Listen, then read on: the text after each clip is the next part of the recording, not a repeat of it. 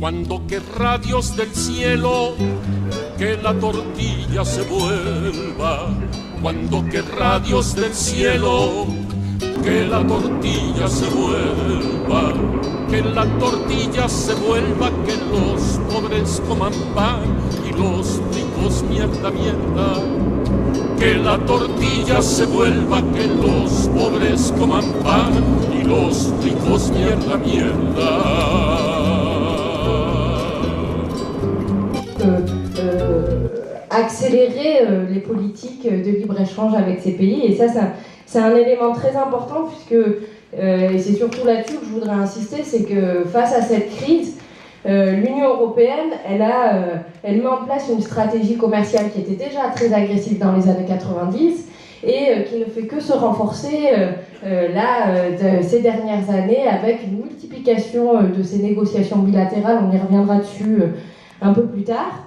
Et si il y avait deux traits caractéristiques aujourd'hui de la stratégie commerciale européenne, elle pourrait se réduire à deux citations. On dit en anglais « trade as much as you can », c'est-à-dire commerce autant que possible, c'est-à-dire comment l'Union européenne peut récupérer ses parts de marché, et c'est essayer de s'implanter dans les pays émergents et s'approprier autant que possible les ressources naturelles qu'elle n'a pas sur son territoire. L'autre axe qui serait, si tu ne peux pas compétir, ou je ne sais pas comment traduire, avec les conditions offertes par les entreprises des pays émergents, alors profites-en. Et autrement dit, installe-toi sur ces territoires. Il faut que les entreprises européennes s'installent dans les pays émergents pour profiter des conditions sociales, environnementales basses, et pour profiter de la croissance de ces pays. Donc on est vraiment sur cette démarche-là d'une part de ce qu'on appelle les nouvelles technologies, mais y compris les technologies vertes, où elle veut effectivement reconstruire sa compétitivité par rapport à ça. Donc c'est vraiment un des axes sur lequel elle tape très fort, et on l'a vu avec toute la bataille contre l'ACTA. L'ACTA qui est l'accord anti-contrefaçon, mais on voit aussi ces dispositions sur la protection des droits de propriété intellectuelle qui sont incluses dans les accords commerciaux à chaque fois. Un autre axe très important sur lequel je voudrais insister, c'est effectivement la protection des droits des investisseurs européens dans ces accords commerciaux. Il y a des chapitres, et je reviendrai un peu dessus juste après, ce qu'on appelle les clauses d'arbitrage État-investisseur qui sont censées être là pour protéger vraiment les droits des investisseurs par rapport aux politiques de régulation mises en place par les États en matière de régulation sociale, en matière de régulation sanitaire, en matière de régulation environnementale. Ça, c'est un axe très très fort. Le troisième axe sur lequel elle est très très offensive aussi, c'est la question de l'accès aux matières premières. Elle a adopté en 2008 une initiative qui s'appelle RMI en anglais, ou IMP, Initiative sur les matières premières, qui repose sur trois axes. Alors le premier axe, je vous le cite quasi texto, c'est sécuriser l'accès aux matières premières des entreprises européennes situées dans les autres pays, et en l'occurrence les pays dits en développement. Les deux autres axes, c'est renforcer les sources d'approvisionnement au niveau européen en matières premières, et le troisième axe qui est effectivement sur les questions d'efficacité énergétique. Aujourd'hui, le seul axe qui est réellement doté d'outils contraignants qui sont mis en place, c'est le premier axe sur la sécurisation de l'accès aux matières premières dans les pays du Sud. Le quatrième axe, c'est bien sûr la libéralisation des services publics, parce que l'Union européenne a un avantage compétitif très très fort sur ces questions-là, donc elle cherche à pousser dans ces accords commerciaux qui sont de plus en plus larges la libéralisation des services publics au profit de ces entreprises européennes. Un impact très fort au niveau des questions d'intégration régionale, sur les processus de renforcement d'intégration régionale dans la région, puisque c'est un accord qui a été négocié qu'avec la Colombie et le Pérou, et donc qui va créer des déséquilibres entre pays, entre les pays de la région, puisque certains on va utiliser la Colombie et le Pérou pour faire rentrer certains pays européens pour après aller chez leurs voisins. Ça d'une part. D'autre part, dans cet accord d'investissement, il y a des clauses sur ce qu'on appelle le traitement national, c'est-à-dire que les pays Colombie et Pérou devront accorder le même traitement aux investisseurs européens que pour... D'accord. Le même traitement à des investisseurs européens par rapport aux investisseurs locaux ou aux investisseurs régionaux. Donc on ne pourra pas faire de politique en faveur d'un développement d'une industrie locale ou d'un développement d'une entreprise régionale, qui pourtant est un argument très important sur les schémas de commerce international.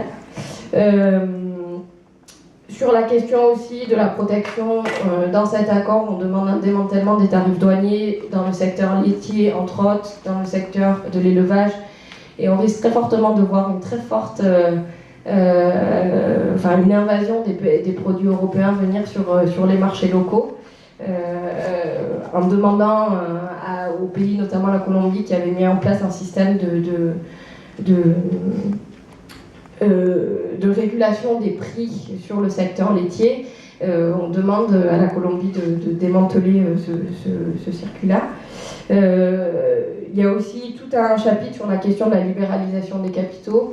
Il y a eu un très bon rapport d'une organisation qui s'appelle SOMO en Hollande qui analyse les impacts de ces dispositions, que ce soit sur la région avec derrière, ça veut dire une facilitation sur le blanchiment d'argent. Enfin voilà, comment à travers ces clauses de libéralisation des capitaux, on va avoir davantage de corruption, on va avoir encore plus d'opacité sur les marchés des capitaux et une facilitation sur le blanchiment d'argent. Et ce qui est totalement paradoxal par rapport au discours de l'Union européenne sur la régulation des marchés, quoi.